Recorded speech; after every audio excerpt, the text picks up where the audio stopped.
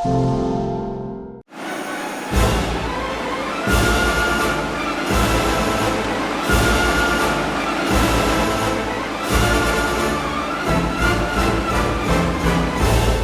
papers! And let's start today with this week's second biggest story about a world-famous diver. That's right, Gareth Bale and his hat-trick. Now, no Cristiano Ronaldo for Real Madrid last weekend, and the kid from Cardiff, as you've probably read, stepping up to the plate with an absolutely terrific performance, one that earned the headline Prince of Wales from Ass. A perfect hat-trick, says the paper, one with his head, one with his right, and one with his left, and he gave another to Benzema. Says the paper of the famously understated Welshman, he may not be Cristiano, but he's like Thor's hammer. Well, I said low-key would have been more appropriate. Anyway, Marca, meantime, have Prince of Goals for their headline. He's got the Bernabeu eating out of his hand, says the paper.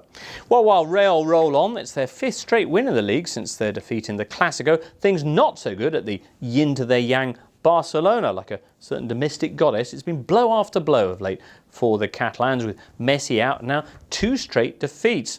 Already this season they've had a game with less possession than their opponents, and so the Catalan papers are beginning to worry that they're losing their Barca style under manager Tata Martino, who's not a local fellow or even Dutch.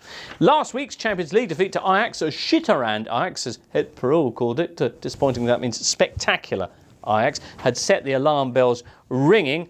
And then this week, the defeat away to Athletic Bilbao at the San Mamés confirmed their worst fears. Here's sport. This is not our Barca, only 2 shots on target. Well, of course, they're lapping this up in Madrid. San Mamés is the patron saint of Madrid. Barcelona laid bare by Bilbao. Marca lights out at Barca. And Latazon saying Barcelona are staring down into the abyss, an abyss which presumably contains the rest of the Liga, since Barcelona are still top. Not that that's cheering them up too much. In Catalonia, El Mundo says that we're on the slide. They have a 6-point breakdown inside as to where it's all gone wrong. Chief points being where have Neymar's goals gone, and are Xavi, Iniesta and Carlos Puyol now just too old? Is there any good news for them? Well, there's this. Messi has now touched a ball again, which all rather reinforces the impression that while in Madrid they've got Bale, at Barca they're clutching at straws. Well, let's move on then anyway to the thickest head in football. And don't be unkind, this is Sven Bender. And don't just take my word for it, this is in Build, so it's, scientific. Here they have an incredible medi-graphic on the man they call the Iron Bender, looking like something out of that Bodyworks exhibition, with a breakdown here of the 7 head injuries that he suffered in the last 3 years. 25th of September 2010, split eyebrow against St. Pauli, time off, nothing. 30th of January 2011, leaves the field with a bleeding laceration to the head, time off, nothing. 26th of February 2012, foot in the face, bruised eyeball, nose and skull, time off, nothing. 7th of October 2012, eyeball contusions, this one here, time off, nothing. 26th of November 2013, bloody broken nose against Napoli. He'd already had the same injury the previous year at Ajax. In both cases, time off, nothing.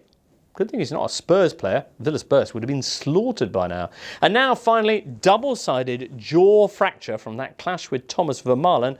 Time off 1 month. So, Bender finally taking a rest. I must say, Mum's Friendly Robot Company do make them tough. Well, let's finish off today over in Turin, where they've been having a bit of a mixed time of it at Juventus. Let's see, they are top of the league, which is good, but Andrea Pirlo is out, and that's bad indeed. We read the increasingly Jesus-like Pirlo will be out for 40 days. Is that a sign or something? He's good on crosses too.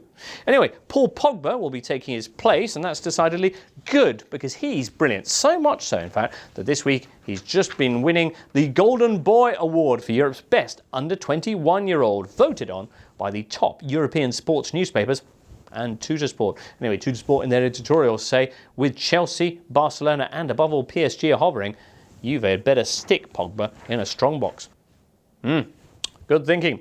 Finally, less good junior news for Juventus is their brilliant plan to give 13,000 Turin kids the chance to see their matches for free. Now, Juventus had 2 areas of their stadium closed because of the bad behaviour of their usual supporters. So they gave the empty seats to local school kids in a nice little PR move, or at least it would have been if the kids themselves hadn't immediately picked up a €5,000 fine for shouting "Merda" every time the visiting keeper picked up the ball. Tykes. And that's where we finished the papers this week. We wish we had a decent line to finish on, as actually best not go there. We'll be back in 7 days' time. Hopefully you'll be joining us then.